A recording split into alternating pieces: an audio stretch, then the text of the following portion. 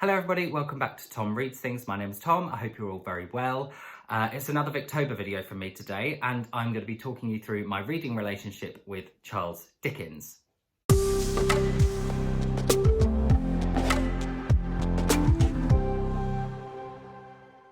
So, for those of you who don't know, Charles Dickens is my favourite Victorian author. He's certainly the author from that period that I have read most of. He may even be my favourite author of all time, and yeah, he's certainly the author that I've read most of, whether from the Victorian period or not. I think I'm about halfway through his collection of books, the books that he's written, but we will see. So what I thought I would do is talk to you a little bit about my reading relationship with Charles Dickens, so kind of where I started, why I love Charles Dickens, some of his novels that I haven't enjoyed as much, that I thought I was going to absolutely love, and yeah, just basically have a wonderful Dickensian time talking about Charles Dickens. So first off, I wanted to talk about a book that I'm currently reading as part of VICTOBER. I'm doing as a buddy read with Kate Howe, and that is Martin Chuzzlewit. So I hadn't really heard much about this book before. It's not really one that really gets spoken about too much when talking about Charles Dickens.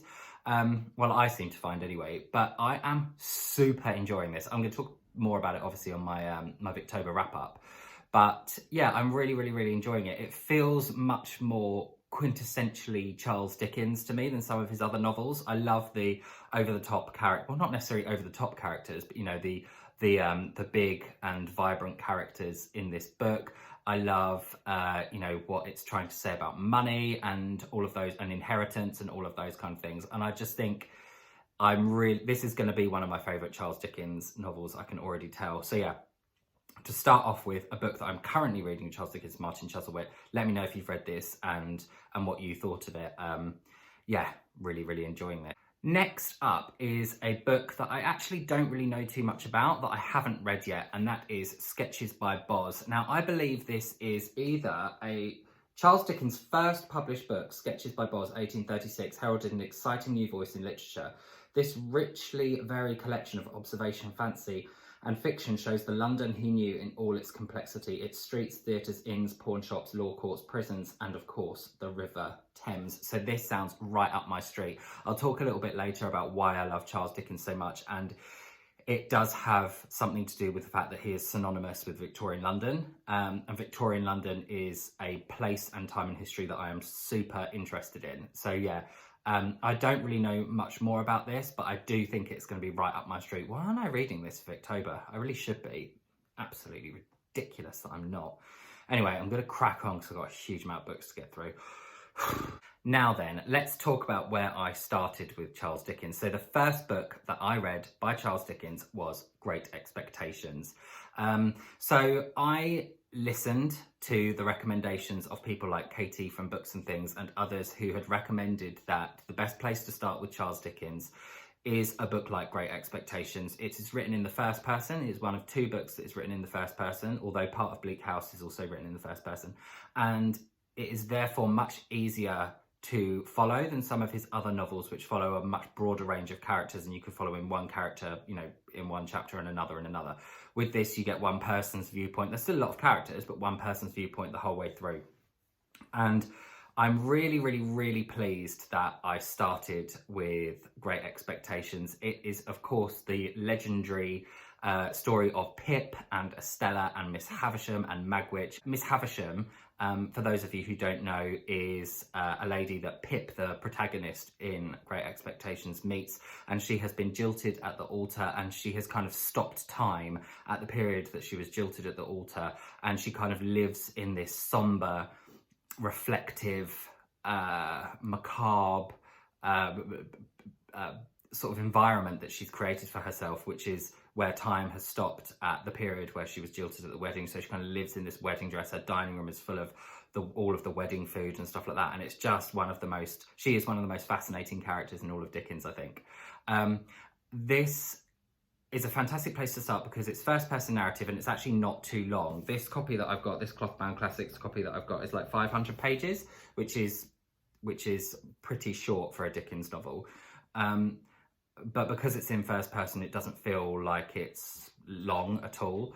Another character, or another reason why I love Great Expectations so much, is the character of Joe Gargery, who is the husband of Pip's sister. And Joe cares for Pip, he looks out for him. He's just literally, every time I read about Joe Gargery, my heart breaks. He is just such a wonderful character and such a likeable and lovable character. He's just wonderful. Let me know if you've read Great Expectations and whether Joe Gargery stood out as a character. He's one of my favourite Dickens characters in the whole collection that I've read so far. He's just absolutely bloody wonderful. Interesting story about this copy. I was walking down the street one day holding this, and actually the yellow here, kind of the gold here, kind of rubs off a bit, and I got some on my fingers, and a wasp thought it was some pollen and stung me. Thanks, Dickens, thanks. The next book that I want to talk about is where I think a lot of people actually start with Charles Dickens because they know the story so well. And whilst I would say that it's not the best place to start with Charles Dickens, if you do know the story already, it's probably a bit easier to follow. And that is Oliver Twist. So this book follows the story of Oliver Twist. I'm not going to explain what the story's about because most people know it anyway. However, I will say that the story in the book is actually really quite different, or has a lot of different elements to the film or stage versions that you may have seen in the past. And I think the book is far superior. I kind of got through this, but I was like halfway through this book and I was like, everything almost that happens in the film has pretty much happened in this book already. Where is there left to go? But there is a lot left to go. I mean, some quite key characters are left out of films and stage plays, I think, of this.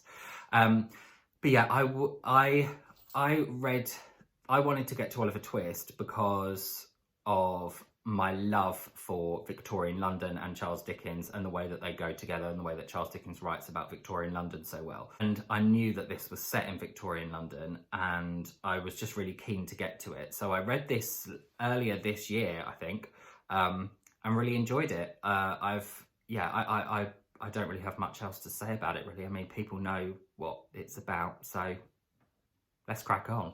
Now then, the next book that I want to talk about is the second book that I read of Charles Dickens, and it is my favourite Charles Dickens book of all time, and it is also my favourite novel of all time, I think. Depending on what day you catch me, it's either Jane Eyre, this book, The Mermaid and Mrs. Hancock, or The Binding. But today, it's my favourite novel of all time, and that is David Copperfield. Oh, David, what have I got to say about this book? It's excellent. It is huge, but again, it's written in first-person narrative, so it's very easy to follow. This follows the story of David Copperfield from his birth until not the end of his life, but until he's a fully fledged adult. And, well, I don't think it follows him to the end of his life, can't remember. But anyway, it follows him and the wonderful people that he meets as he goes through his life. This book has some of the most memorable and wonderful and well-rounded and fully fledged and brilliant characters in all of literature, if you ask me. Oh, his amazing relationship with Peggotty, his nanny or his nurse or his maid, at the beginning of the book when he's being mistreated by his uncle, not by his uncle, by his stepdad. She just cares for him, and there's some really touching scenes at the beginning of this book. Mr. Micawber. Mr. Micawber is a character that David meets in London and is always hoping that something is going to come up and that his fortune is going to change and everything will be okay, despite all of the hardships and difficulties that he's facing. Mr. Micawber is just such a fantastic character. Uriah Heep is one of the best villains in all of literature. He is slimy and smarmy and gross, and yeah, he's just absolutely horrific. I love the epicness. And oh my God, Betsy Trotwood. Who can forget Betsy Trotwood? And Mr. Dick is just such a wonderful, lovable, brilliant, brilliant character. I think I love this book for the characters as much as I do the plot and the story. And actually, David isn't necessarily my favourite character in this book. I mean, he's a great vehicle for taking you through the lives of all of these different characters, but he's not necessarily my favourite character from this book. I mean, I like him, he's great, but there's just so many, Twaddles, there's so many great characters in this book. I would really recommend this as a great place to start with Dickens. It is very long, it's about 1,000 pages, but it is well worth the journey. He is just utterly outdone himself with this book. It's brilliant. The next book that I want to talk about is a book that I read last year for VICTOBER as a buddy read with Kate Howe, and that is Hard Times. Now, I can't really remember a lot about this book, and I didn't really enjoy it. I loved reading it with Kate, but I didn't really enjoy the book. I think, if I remember correctly, it's set in the north of England and looks at industrialisation. I really can't remember much more of it than that, so that's awful, isn't it? If you've read Hard Times, please remind me in the comments section down below what it's about. But yeah, this is one of those books where it's very short, so you know it won't take you long to read, but I didn't really get much out of it.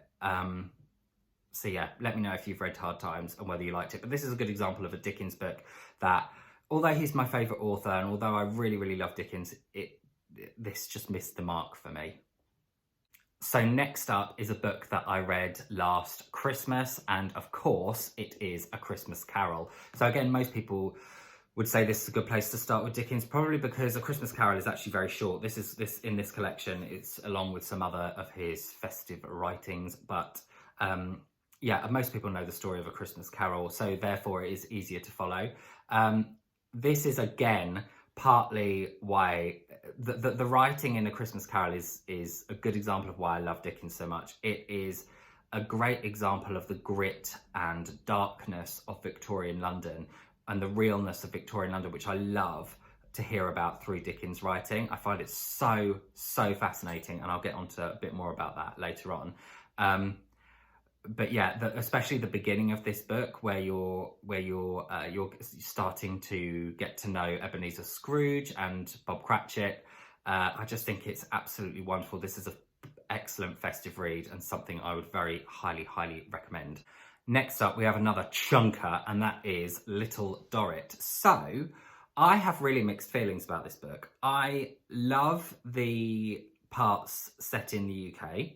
I love some of the characters in this, but I must admit I got a bit lost towards the kind of second half of this book. I got a bit lost plot-wise as to who was who and what was going on. And that is quite symptomatic of a Dickens novel sometimes, when there are so many plot lines and characters all being thrown into the mix at the same time. So I think if I reread this book, I would absolutely love it. So I am going to try and reread this next year at some point. But yeah, it follows the story of Amy Dorrit and her family. Her father is in the Marshalsea debtors prison, and it's all about how she tries to, how she's basically trying to look after him. And yeah, you can tell really with me explaining it that I got a bit lost with the plot at some points. But yeah, I know a lot of people really love this book, and I'm hoping to love it even more when I reread it next year. So we're cracking through them. The next book that I have on my list, which I have read, is a book that I think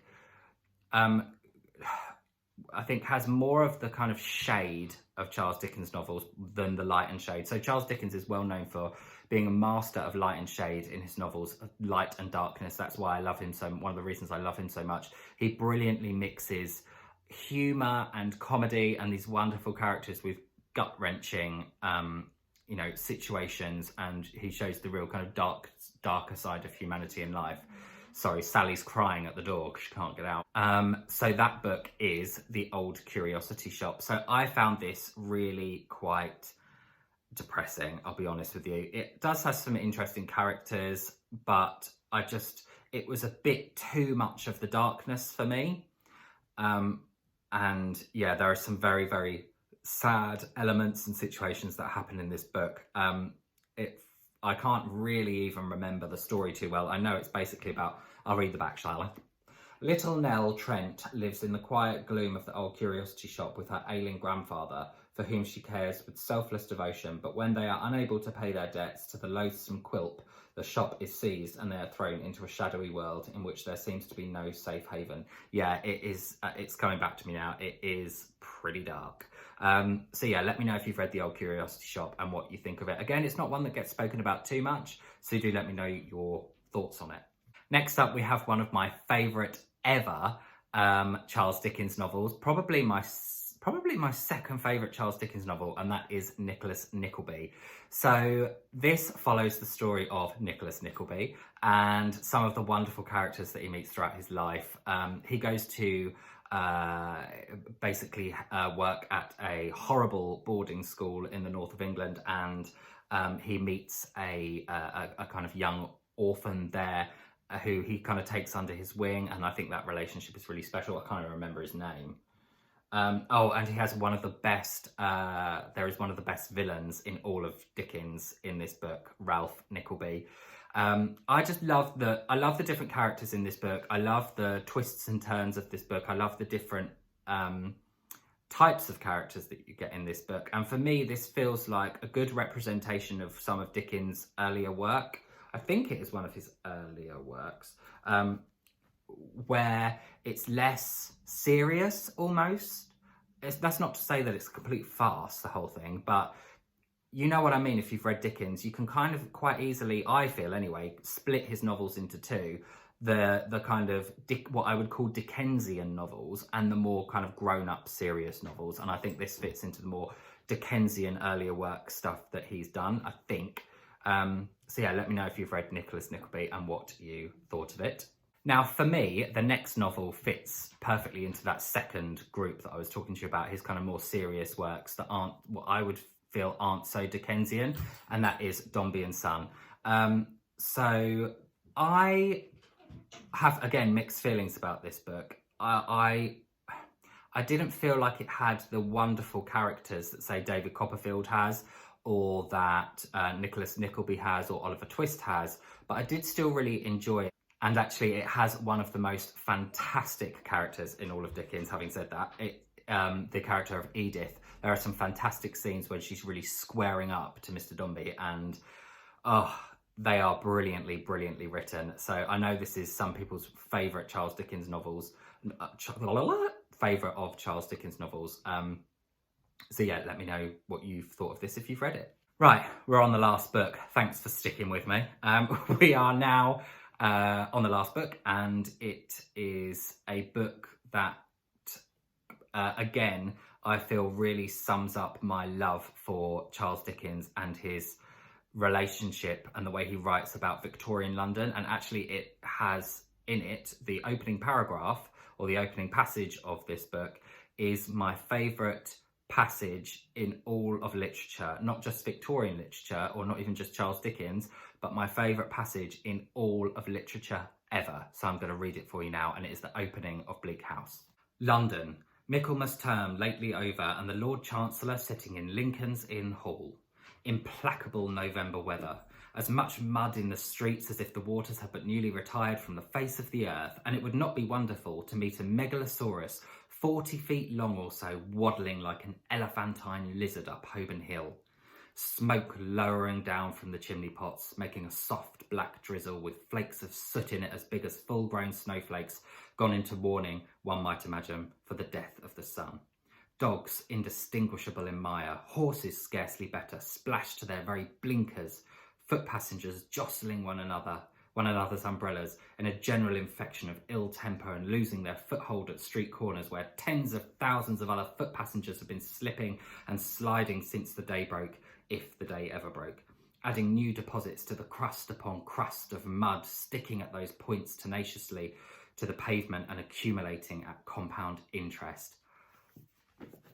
Seriously, what are you trying to do to me, Charles Dickens? This is just so perfectly sums up Dickens' writing for me, I think. He paints a picture of Victorian London that no one else is able to do, in its mire, in its darkness, in its grit, in its reality. And I love, love, love the way that Dickens does that. And it is a big part of why I love Charles Dickens novels so much. Yeah, I love this book. It's not my favourite by any means, but I absolutely adore it. It follows the story of Esther, and basically it follows the story of a contested will, the case of Jarndyce and Jarndyce, which many people will know the story of already, so I won't go into too much detail about this. But I just absolutely love that opening passage. And yeah, for me, talking about my reading relationship with Charles Dickens, it is a big part of why I love his works so much. So yeah, there you go. That is kind of my my reading relationship with Charles Dickens through his novels. So I've stacked them up in a pile and they've all fallen over. So I'm going to have to pick them up now. But yes, let me know about your reading relationship with Charles Dickens. Let me know about your favourite Charles Dickens books or the books that you've not enjoyed as much. Let me know out of the books that I haven't read yet what you think I should go to next. And yes, I look forward to seeing you again soon for another VICTOBER video. Thanks very much. Bye.